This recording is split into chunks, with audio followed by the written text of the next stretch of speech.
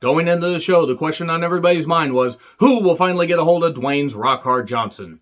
It went a lot differently in my head, so I'm going to move on. I'm John Renton with the Retro Review of WWE Raw from July 30th, 2001. And yes, The Rock is returning. Who will The Rock choose? Will it be the WWF, now WWE of course, and again, this sweet t-shirt that my sister made, I'm going to continue to plug it every review that I do, because it's just a really goddamn awesome shirt. She took the time to paint that logo for me because she knows how big of a wrestling fan I am.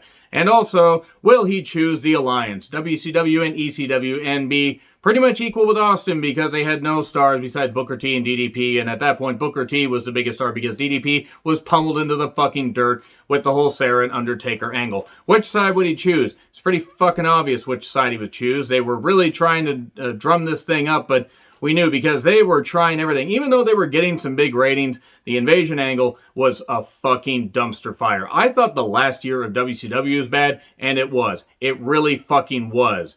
But my God, that almost seemed halfway coherent at times compared to the Invasion angle because they just went into overdrive with the run-ins and everything and all that. And it wasn't a comparable invading force. It wasn't nearly as bad as the Millionaires Club versus New Blood storyline because at least, I guess, there was a bit of cohesion with the Invasion. You know what? They were both bad. They were both really bad because Vince McMahon should have known better and WCW should have known better than to hire Vince Russo. So anyway, Angle versus Booker is going to be a no DQ match, or maybe not no DQ match. It's really hard to fucking tell because they would just let shit go because referees are like, we'll just let this shit go. Why not? Dudley's versus Kane and Taker in a tables match. But first, a few ECW guys show up. Tommy Dreamer Taz shows up, ECW chants rather, because they're in Philadelphia, which had a bit of a relation to ECW. I kid, of course, it was the home of ECW. And Taz is in the ring. And Dreamer, can you please escort Mr. Cole to the backstage area? Heyman is back on commentary to yell a lot and needle JR, which is pretty funny. So anyway, Taz then cuts another promo about how Booker will beat Angle and win the title back. Jericho cuts him off and basically says, would you please shut the hell up? I'm going to beat your ass. So he had a match and beats him in about 30 seconds with a lion salt. I'm not kidding. It was that quick. Maybe 45 seconds. Then we go back to Vince having decorations and memorabilia and a whole bunch of stuff. Welcome home, Rock. And is it too much? He asks Regal. No, it's certainly not. And Tajiri has pies. But Vince says The Rock likes a different type of pie. Aha, get it. Pie. It's like when he asked Lillian if she'd like to try some of the Rock strudel, and she was just gushing over that. Gushing over the Rock strudel. You know, this is a really weird review, but I'm just going to move on from that. I will not make any more dirty jokes, and if you believe that, you are clearly new to this channel. So, the pie piece was in Tajiri's mouth. The piece of the actual pie that he was holding, this is, do you want to know where the mist comes? It's blueberry mist. Ugh. He ate Grimace. Oh no. You know what? I'm just going to go from that. I don't think pie and hardcore go very well together, says Vince. And Regal says, my mother used to say that exact same thing, years ago after pints of Guinness. My goodness, Regal. Regal's deadpan humor just was so great. RVD versus Tajiri, hardcore title. RVD chants, ECW chants.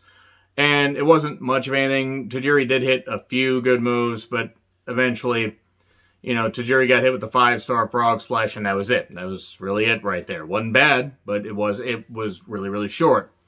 And cut to the Alliance with their own Rock merch set and everything, and Austin even got him a cooler, and Deborah has cookies, and Booker started not feeling well because of Deborah's cookies.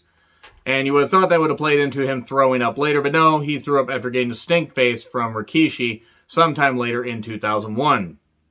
So, Booker then basically he just doesn't, he basically was like, what the hell, why am I eating these? This isn't working. Vince then wants to find The Rock. Big Show has some ideas for merch and team names and everything. Vince kind of just rushes off. Says, sure, I don't care if you call yourself Double Trouble Crap on a Stick. Double Trouble, that's a good idea. Thanks, Vince. Oh, you've already left.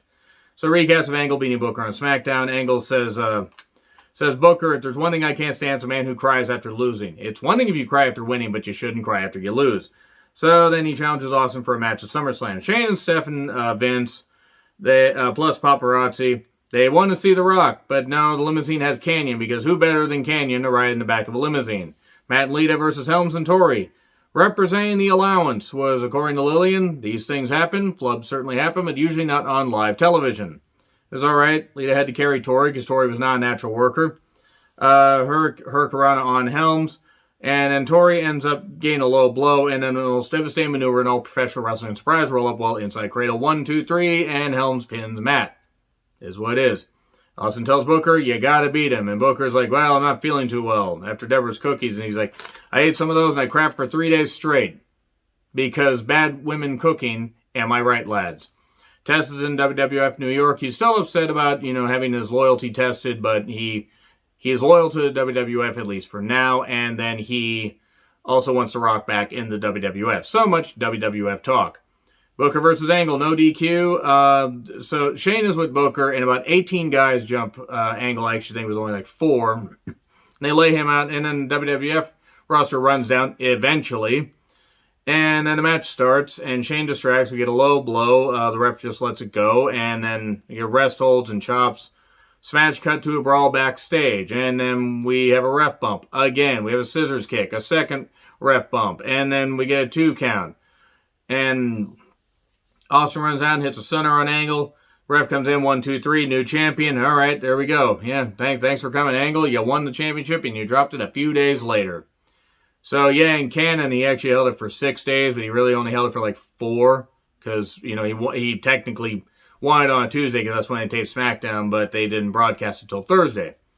So, then, Angle chases after Austin while another brawl is going, and then Austin leaves, and Angle could have jumped in the back of the truck and bashed the window open, but he didn't, and it probably would have been dangerous.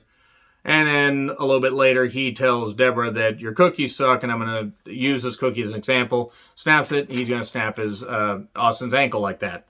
So Storm and Canyon versus Edge and Christian. The pace was fine enough. Canyon was pretty underappreciated. We get a bit of a melee, flatliner onto the championship, and then Storm covers 1, 2, 3, which leads to Storm versus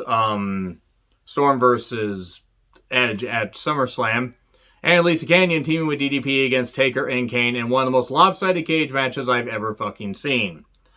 So you know what? Angle goes for Booker and beats up some WCW guys, and then Regal says, The Rock is on his way. He arrived in your limo, McMahon. Oh, good. X-Pac versus Kidman, title for title. Light heavyweight versus cruiserweight championship. This is decent. X-Pac sucks chance. And Kidman really was underappreciated. At one point, X-Pac just landed like taint first right on him. But then landed taint first on the post. So much taint talk, so much Dwayne Rockhard Johnson talk, and so much strudel talk. This really is a very phallic show. And then a Super X Factor later, 1, 2, 3, and suddenly X-Pac is a double champion. And I think he would... I don't remember if he would lose the title at SummerSlam and then leave, or if he would win and then he would just leave anyway and they'd have to crown a new champion. Because I think they got rid of light heavyweight title after that, and they just unified and had to be the Cruiserweight Championship. And even then, that really wasn't utilized all that well until about the summer of 2002. But then we get Regal, Vince, Shane, and Stephanie. And it's Howard Finkel in the limo, and Vince treats Howard Finkel like a piece of shit, because why the hell not? It's not like he was his first employee. Oh, wait. So anyway, the Dudleys say Sarah is in danger, and she's going to get put through a table tonight. Okay. Giving wood to a blonde woman all over her back. Saw that in the movie once. Always delete search history. Rock then shows up. He's outside the Philly arena, and there's a Rocky Balboa thing. He's like, aha, I take off my sunglasses and people's eyebrow, and I'm back.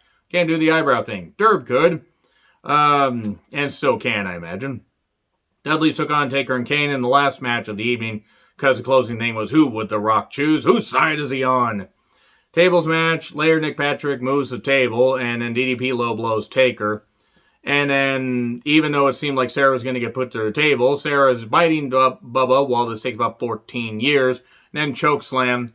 Bubba basically gets chokeslammed by Taker through the table. And then DDP just wanders off.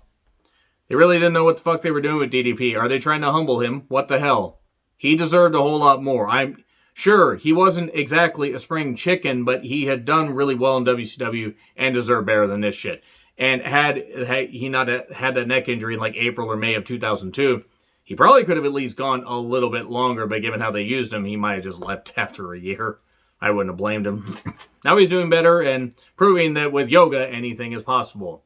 Why? Well, because it's DDPY. Anyway, so Rock comes out, gets a pop while Vince, Shane, and Stephanie are staying in the ring. And Shane reminds Rock of Vince screwing him over at Mania. And oh no, what the hell? What are you going to do? Oh, good God. And even Vince says, I made mistakes. I shouldn't have aligned with Stone Cold instead of you. The people want him to be there, in WWE. Give the people what they want. He rock bombs them, and then he's just smiling at Shane. He shakes his hand, and the fact that he doesn't let go right away is a clear indication that he was just wanting to get at Vince. But he rock bottoms Shane, does people's elbow, and then says, finally, The Rock has come back to the WWF. And that's it. There you go. That's pretty much it right there. So, yeah, that's about it for this thing here. I want to say in closing, guys, that I'm going to be doing some things as far as work and other things and easing back a little bit on content. So if for any reason I decide to not do the Raws and SmackDowns of the rest of the Invasion angle and just do the pay-per-views, I hope you understand. But I will try to do what I can, since I am going to cut down on some weekly videos. But if I do decide to review the rest of the Invasion angle, time factoring in everything and avoiding burnout, this is going to be the last hugely episodic run of old school stuff that I'm going to be doing. At least until I decide to just fully give up on modern wrestling and just watch the old stuff. Anyway, agree, disagree with what I said. Like, share, subscribe, Twitter handle in the description. I'm John Retlin. I'll see you soon.